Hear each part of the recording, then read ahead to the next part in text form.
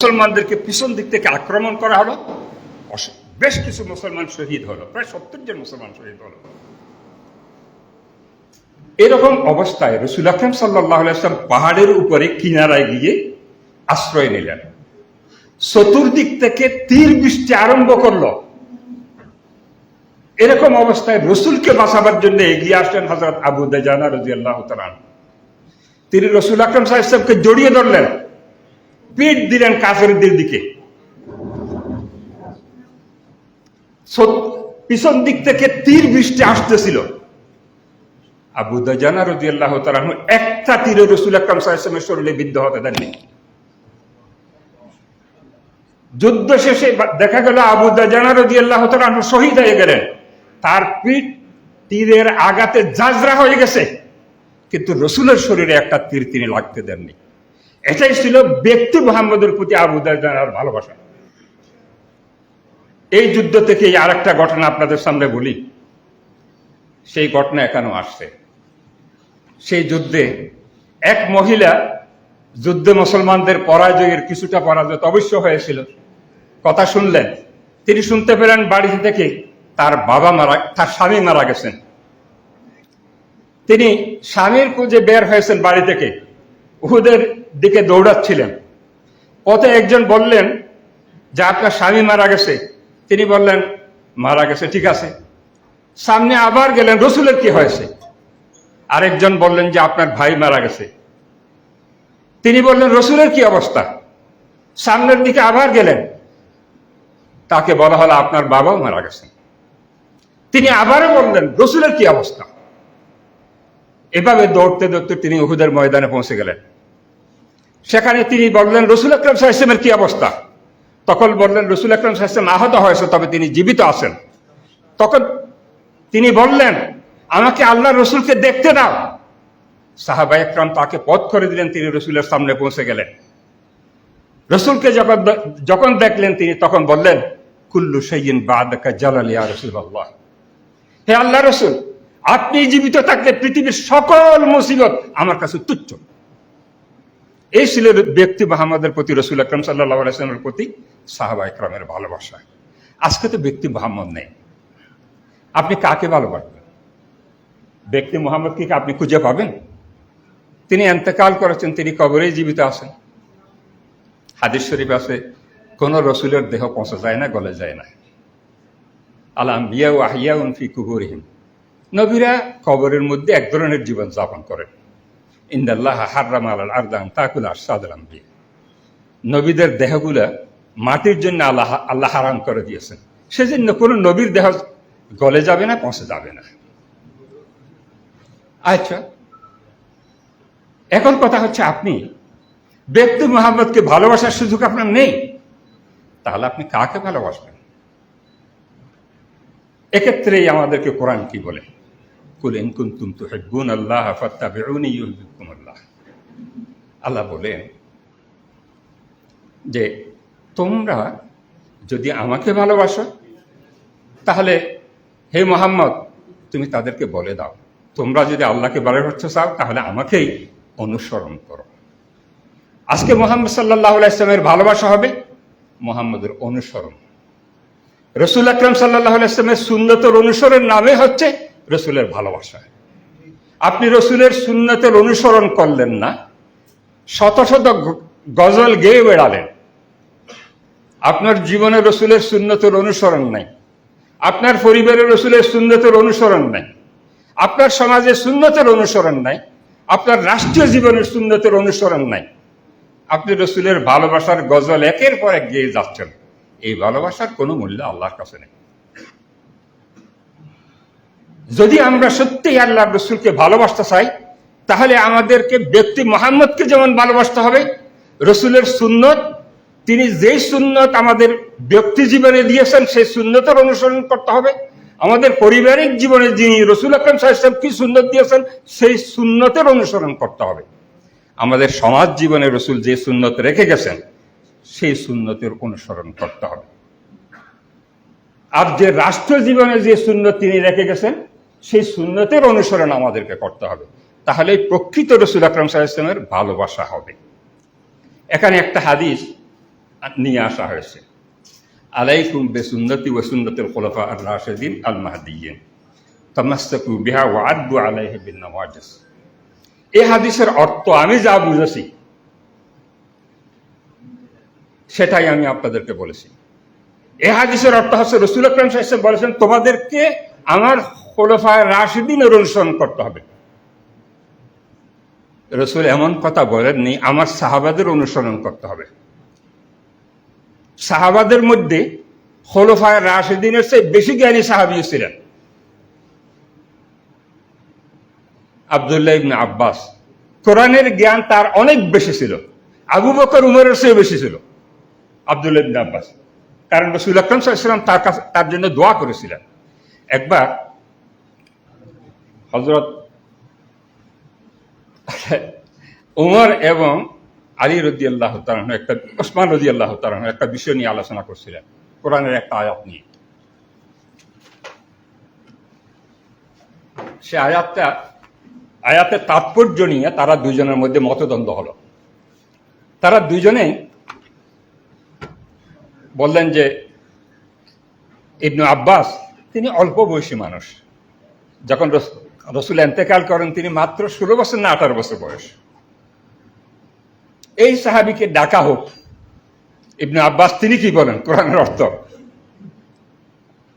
ইবনে আব্বাসকে জিজ্ঞাসা করার পর তিনি বললেন এই আয়াতের অর্থ এরকম। হযরত উমর প্রথমে ইবনে আব্বাসকে একটু ধমক দিলেন। ইবনে আব্বাস হযরত উমরের ভয়ে তো মানুষ কাঁপত। উমর রাদিয়াল্লাহু তাআলার সামনে কেউ স্বাভাবিকভাবে থাকতে পারতেন না, তিনি তাকে প্রচন্ড ভয় করত মানুষ। ধমক দেওয়ার পর ইবনে আব্বাস সরে গেছেন। তারপরে ওসমান রাদিয়াল্লাহু তাআলার সাথে হযরত উমর পরামর্শ করলেন। শেষ পর্যন্ত দুইজনেই এ ব্যাপারে একমত হলেন যে ইবনে আব্বাস যে ব্যাখ্যা দিয়েছে সেটাই সঠিক ব্যাখ্যা। সাহাবাদের মধ্যে ফকিহ সাহাবাদের মধ্যে আব্দুল্লাহ ইবনে মাসউদ রাদিয়াল্লাহু তাআলা আনহু উনিও কম জ্ঞানী ছিলেন না। আল্লাহ রাসূল একথা বলেন না এই হাদিসে তোমাদেরকে আমার সাহাবাদের অনুসরণ করতে হবে। রাসূল সাল্লাল্লাহু আলাইহি ওয়াসাল্লাম বলেছেন তোমাদেরকে আমার খুলাফায়ে রাশিদিনের সুন্নতের অনুসরণ করতে হবে। তাহলে রাসূল আকরাম সাল্লাল্লাহু আলাইহি ওয়াসাল্লাম এখানে খুলাফায়ে রাশিদিনের কোন সুন্নতের অনুসরণের কথা বলেছেন আপনাকে আমাকে ভাবতে হবে। খুলাফায়ে রাশিদিনের এমন কি সুন্নত আছে যে সুন্নত সাধারণ সাহাবাদের কাছে নেই? সেই সুন্নত একমাত্র একটা জিনিস হতে পারে, সেটা হচ্ছে শাসন নীতি, রাষ্ট্র শাসন নীতি। আপনি যদি খুলাফায়ে রাশিদিনের সুন্নতের অনুসরণ করতে হবে মানে খুলাফায়ে রাশিদিনের রাষ্ট্র শাসন নীতির আপনাকে অনুসরণ করতে হবে। এই হাদিসের এই অর্থ ছাড়া অন্য কোনো অর্থ হতে পারে বলে আমি মনে করি না। আমাদের উলামায়ে কেরাম সুন্নত বুঝার ব্যাপারে মারাত্মক ভুল করেন।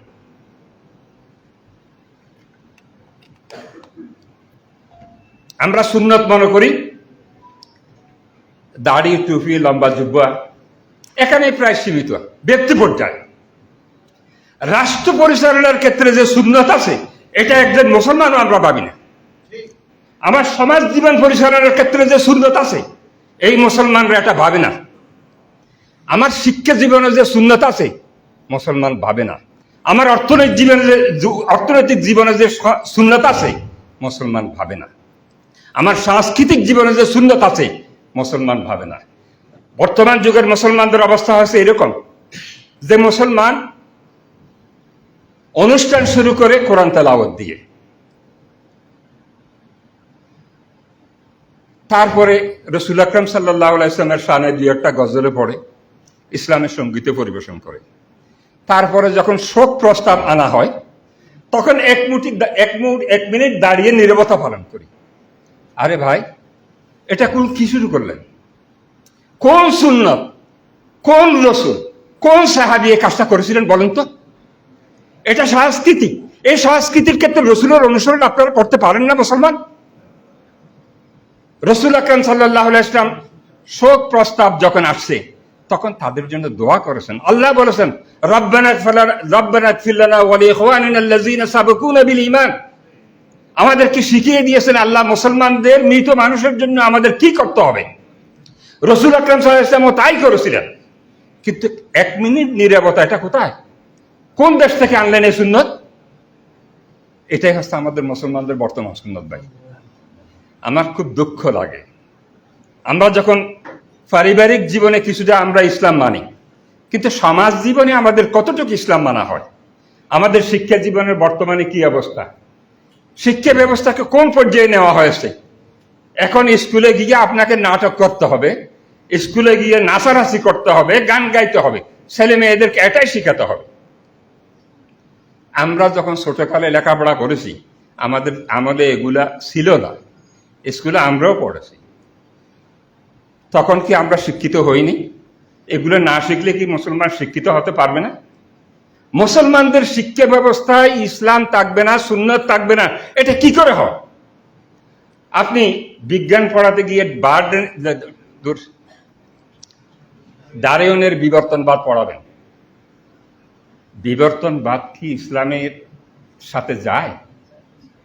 ইসলাম বলে মানুষের সূচনা হয়েছে আদম থেকে, আর ডারউইন বলে যখন কোটি কোটি বছর সূর্যের আলোক রশ্মি পানিতে পড়েছিল, তখন এক কোষ বিশিষ্ট জৈবিক পদার্থের সৃষ্টি হয়েছিল সেখান থেকে।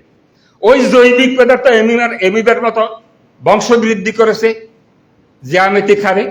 প্রথমে একটা থেকে দুইটা, দুইটা থেকে চারটা, চারটা থেকে আটটা, এভাবে হতে হতে একটা পর্যায়ে ক্রম বিবর্তনের মাধ্যমে উন্নত প্রাণী সৃষ্টি হয়েছে, মানুষ সৃষ্টি হয়েছে। এই শিক্ষা ব্যবস্থা আপনি পড়াচ্ছেন, সাথে সাথে কি আপনি এটা পড়ান যে দিন কি বলেছে, মানুষের পৃথিবীতে আগমন কিভাবে হয়েছে, দিন কি বলেছে? এ কথা কি আপনি পড়ান? আমরা পড়াই না। এটা জ্ঞানের নামে আমরা একটা জগা খিচুড়ি মানুষকে দিয়ে দিচ্ছি, আমাদের কোমলমতি শিশুদেরকে দিয়ে দিচ্ছি। আমরা আবার ফ্রয়েডের সর্বকামিতাবাদ শিখাই। আরে ভাই, ফ্রয়েডের সর্বকামিতাবাদ তো এত মারাত্মক একটা জিনিস। 6 মাসের বাচ্চা তার মাকে দেখলে দৌড়ে যায়, এটাও নাকি, এটার পিছনেও কি যৌন আকর্ষণ? আস্তাগফিরুল্লাহ। আপনি যদি ফ্রয়েডের সর্বকামিতাবাদ সম্পর্কে কিছু লেখাপড়া করে থাকেন, তাহলে আপনি এটা দেখবেন, এখানেও নাকি যৌন আকর্ষণ। মায়ের প্রতি একটা শিশু, সেটা 6 মাসের বাচ্চা, তার এই আকর্ষণটাও নাকি যৌন আকর্ষণ। এই জিনিসটা আমরা পড়াই আমাদের বিশ্ববিদ্যালয়গুলোতে, স্কুল কলেজে। আর আমাদের ইমান হরণকারী কমিউনিজম, সেকুলারিজম, এগুলো আমরা পড়াই। আচ্ছা, আপনি রসুল আকরাম সাল্লাল্লাহু আলাইহি ওয়াসাল্লামকে যদি অনুসরণ করতে চান, আপনাকে রসুল আকরাম সাল্লাল্লাহু আলাইহি ওয়াসাল্লামকে বুঝতে হবে। ইমাম বাকিল্লানী রহমতুল্লাহ আলাইহি বলেছেন, রসুল আকরাম সাল্লাল্লাহু আলাইহি ওয়াসাল্লামের সুন্নতের তিনটে স্তর আছে। ব্যক্তি মুহাম্মদ, নবী মুহাম্মদ, রাষ্ট্রনায়ক মুহাম্মদ। ব্যক্তি মুহাম্মদ 40 বছর পর্যন্ত মুহাম্মদ সাল্লাল্লাহু আলাইহি ওয়াসাল্লাম ব্যক্তি ছিলেন, তিনি নবী ছিলেন না। হ্যাঁ, সম্প্রতি এই বিষয়টা নিয়ে তর্ক হয়েছে।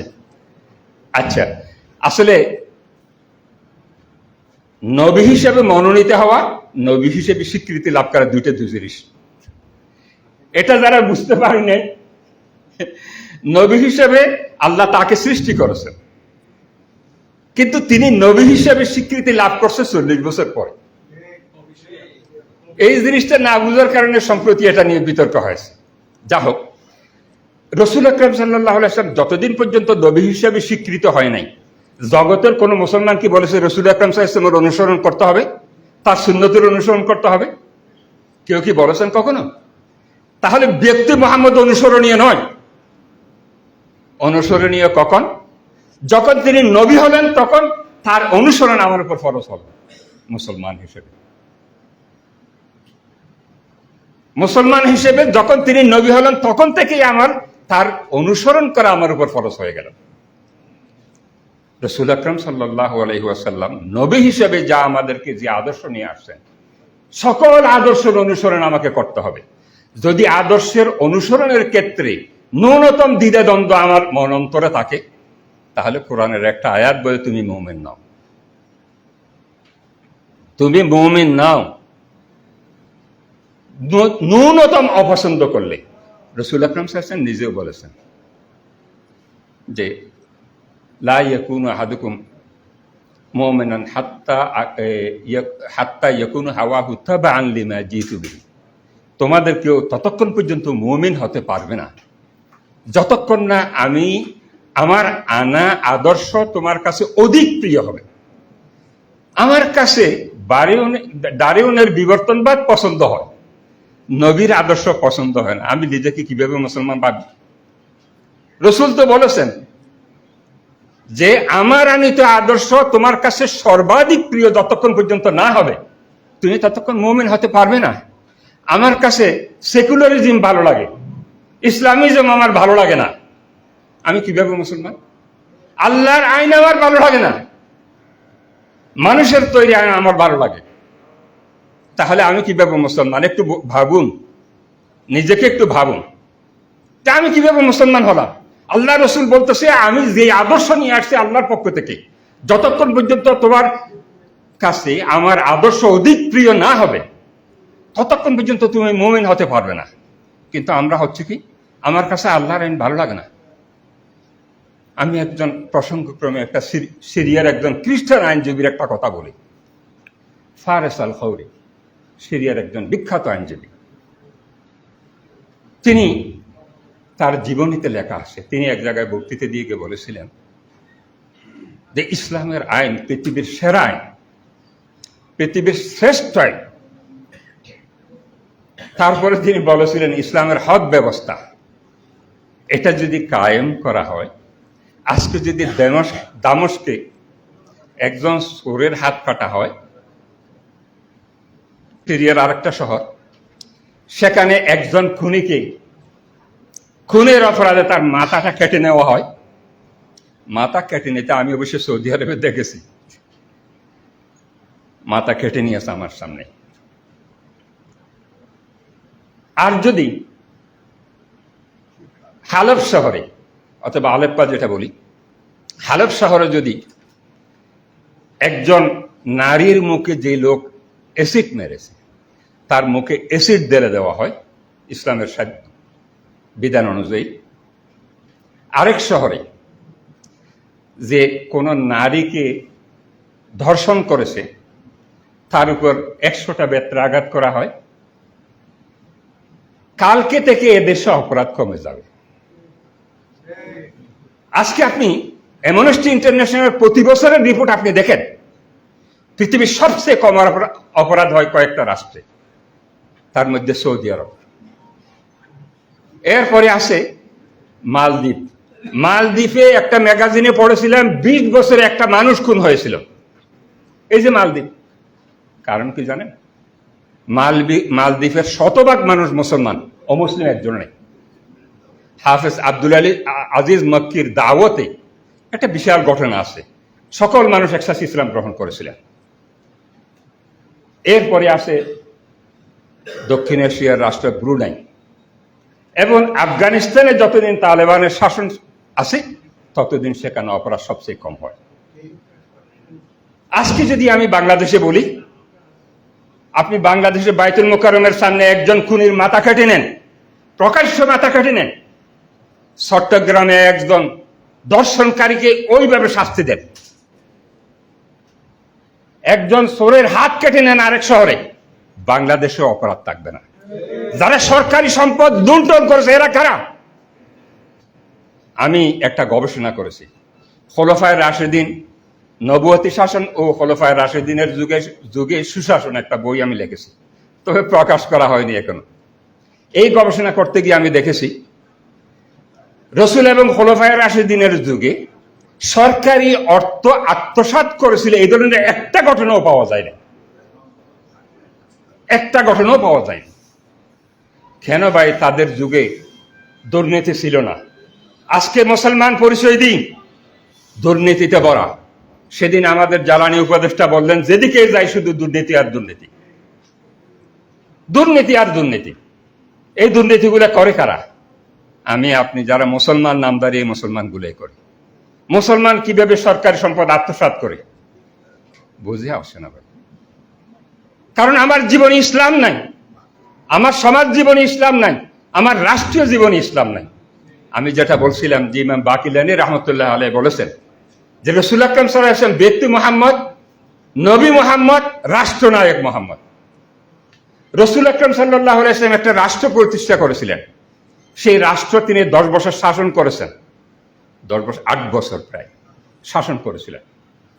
এই রাষ্ট্র শাসনের জন্য যত নীতি আদর্শ তিনি রেখে গেছেন, সেটাই হচ্ছে রসুলের সুন্নত। আপনি রসুলের শাসন নীতিতে রসুলের সুন্নত আনবেন না, সেটা আপনার পছন্দ হবেন না। দুই একটা গজল গাইবেন রসুল প্রেমের, তাতে আপনি রসুলের আশেক রসুল হয়ে যাবেন। দেয়ালে দেয়ালে লিখবেন যে আশেক রসুল, পোস্টারে লিখবেন আশেক রসুল। এটা ভাই আশেক রসুল নয়, এশকে রসুল নয়। এশকে রসুল হচ্ছে এটাই যে আপনি আপনার জীবনের সকল ক্ষেত্রে রসুল আকরাম সাল্লাল্লাহু আলাইহি ওয়াসাল্লামকে মানবেন, ইসলামী শাসন মানবেন, ইসলামী শিক্ষানীতি মানবেন, ইসলামী অর্থনীতি মানবেন, ইসলামী সমাজনীতি মানবেন, ইসলামী সংস্কৃতি মানবেন। সব কিছু আপনার চিন্তা চেতনা। কবি মুসা আল হাফিজ একটা কথা বলেছেন, আপনারা গুরুত্ব দিয়ে শুনছেন কিনা আমি জানি না। চিন্তা চেতনায় সব দিক থেকে আপনাকে মুসলমান হতে হবে। হুব্বে রসুল আপনার অন্তরে, চিন্তা চেতনা সব দিক থেকে আপনার মধ্যে গালেব হতে হবে, তাহলে আপনি প্রকৃত মুসলমান হতে পারবেন। আমরা যদি এভাবে যদি আমাদের জীবনের সবল ক্ষেত্রে রসুল আকরাম সাল্লাল্লাহু আলাইহি ওয়াসাল্লামকে অনুসরণ করতে পারি, তাহলে হবে আমাদের সুন্নতে রসুলের অনুসরণ। আমরা কিন্তু বর্তমানে সেই সুন্নতে রসুলের অনুসরণ করি না। আমরা নিয়ে আলেমরা আসি অতি তুচ্ছ তুচ্ছ সুন্নতগুলোর পিছনে। এদেশে টুপি কিরকম হবে সেটা নিয়ে এদেশের মানুষের মধ্যে ভয় আলোচনা, আলেমদের মধ্যে কত বিবাদ এটা নিয়ে। টুপি কি আপনার এরকম হবে নাকি মাথায় লাগিয়ে থাকবে, আপনি মানে কয় অংশ থাকবে, কত ধরনের। এটা রসুল আকরাম সাল্লাল্লাহু আলাইহি ওয়াসাল্লামকে দুনিয়াতে মানুষকে শুধু টুপি পরাতে আসছিলেন, অন্য কিছু সুন্নত রসুল আকরাম সাল্লাল্লাহু আলাইহি ওয়াসাল্লাম অন্য কোনো আদর্শ ছিল না। এই যে রসুল বলেছেন আলাইকুম বিসুন্নতি ওয়া সুন্নাতুল খুলাফায়ে রাশিদিন, তোমাদেরকে আমার এবং খুলাফায়ে রাশিদিনের শাসন নীতির অনুসরণ করতে হবে। কই আমরা খুলাফায়ে রাশিদিনের শাসন নীতি অনুসরণ করলাম? কোথায় আমাদের শাসন নীতির অনুসরণ? আমাদের রাষ্ট্রনায়ক যারা সরকার পরিচালনা করে, আমরা তাদের সামনে গিয়ে কি বলি যে আপনাকে মুসলমান হিসেবে শাসন নীতির অনুসরণ করতে হবে খুলাফায়ে রাশিদিনের? আমরা কি বলি? বলি না। এবং আমরা যে কিছুদিন আগে দেখেছি মদিনার সনদ অনুযায়ী রাষ্ট্র পরিচালিত হতে, কিন্তু সে সনদ অনুযায়ী কিভাবে পরিচিত হলো? আমরা দেখেছি আয়নাঘর, আমরা দেখেছি খুন, আমরা দেখেছি গুম, আমরা দেখেছি অপহরণ। কি দেখিনি বলুন তো ভাই? এমন কোন অপরাধ আছে গত 15 বছর হয় নাই? আপনারা ভেবে দেখুন, এমন কোন অপকর্ম আছে যেটা ওরা করে নাই? একটা দেখাতে পারবেন এই অপকর্ম তারা করেনি? একটা দেখান, কোনটা করেনি? শুনি প্রতিদিন পত্রিকায় দেখি হাজার হাজার কোটি টাকা দেশ থেকে লুণ্ঠন হয়ে গেছে, এদেশ থেকে ওপারে চলে যাচ্ছে। এটা কিভাবে হয় মুসলমানের দেশে? আসুন ইসলামের ছায়াতলে জীবন যাপন করার জন্য প্রস্তুত হন। যদি ইসলামী আদর্শ আপনার ব্যক্তি জীবনে, পারিবারিক জীবনে, সমাজ জীবনে, রাষ্ট্রীয় জীবনে মানার জন্য যদি আপনি মন ও মানসিকতার দিক থেকে প্রস্তুত হতে পারেন, তাহলে আপনি হবেন প্রকৃত মুমিন। না হয় আপনি প্রকৃত মুমিন হবেন, আমিও হব না। আল্লাহ পাক আমাদের সবাইকে প্রকৃত মুমিন হওয়ার জন্য তৌফিক দিন। আসসালামু আলাইকুম ওয়া রাহমাতুল্লাহ।